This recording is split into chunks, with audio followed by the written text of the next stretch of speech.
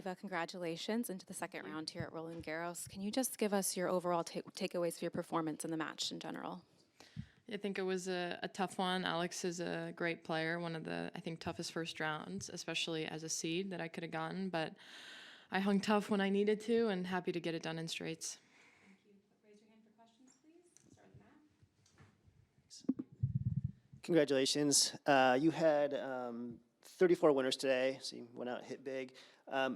How do you, coming in here, how do you keep up that maybe the aggressive green light approach on a surface that oftentimes will reward more patience?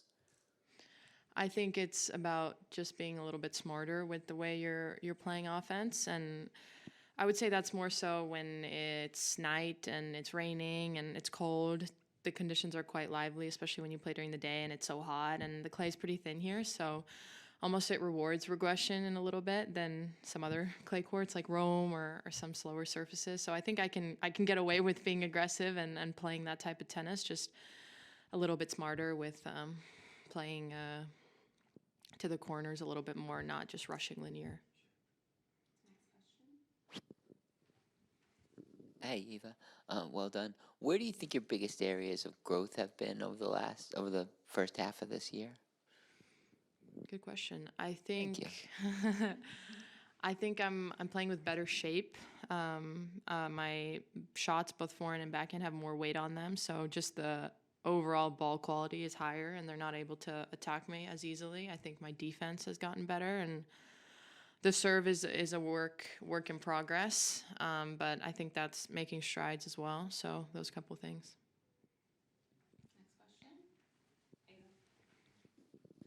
I actually wanted to ask about that defense. How do you go about getting better at defense? Is it more of a mental thing, or is it something in footwork that you've been working with?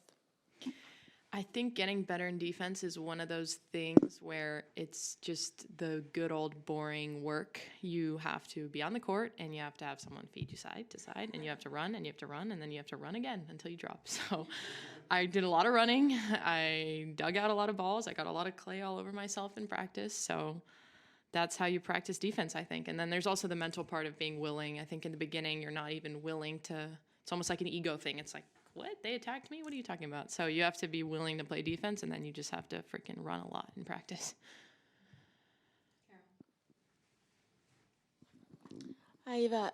Do you feel it's a surface where you can have as much fun as hard court the more you play on it, or do you feel it's always going to be the one you have to pay a special effort to enjoy it?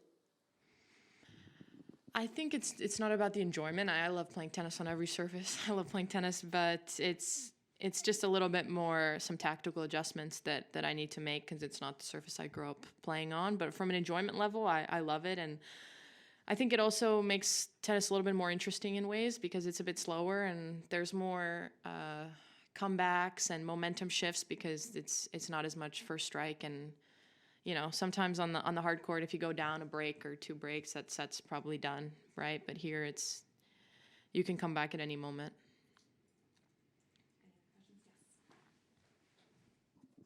Nice job today. Obviously, you're coming up against a good friend of yours. I know you guys are all professionals and you kind of have to do that a lot of the time. But I wonder, was there anything strange about coming up against Alex today, and did anything about her game surprise you?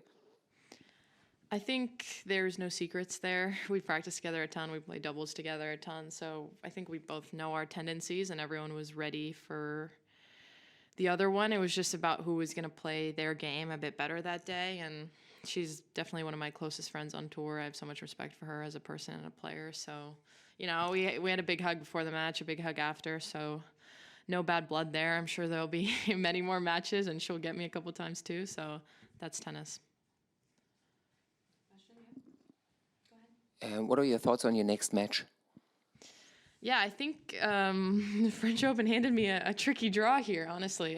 But it's really tough. I think Emma's obviously, I played her last week, so that's going to be a little bit of a rematch. She's playing, I think, kind of prime Navarro right now and on a little bit of a tear. So I'm expecting her to play at the very highest level, and it's just going to be about me making some adjustments from last week and being able to sustain that high level throughout 1, 2, 3 sets, no matter how long it takes, and not having any dips, because, you know, when someone's playing well like that and on a tear, if you give them a little bit, then they'll take it. One follow-up, yeah. Do you have any thoughts on Emma's journey, because she struggled a little bit in the past? I think what she's done for herself is amazing. I don't know all the personal things she's dealt with, but coming from college and then transitioning herself onto the pro tour, she had a incredibly fast, rapid rise onto the pros, breaking to the top 10, and then a little bit of a slower start to the year. But I think she's very grounded, keeps a cool head, even when she's winning or losing. So I think that's what's helped her kind of get back on track this year. And now she's definitely back playing at the top of the game. So good for her. And yeah, she's a nice girl.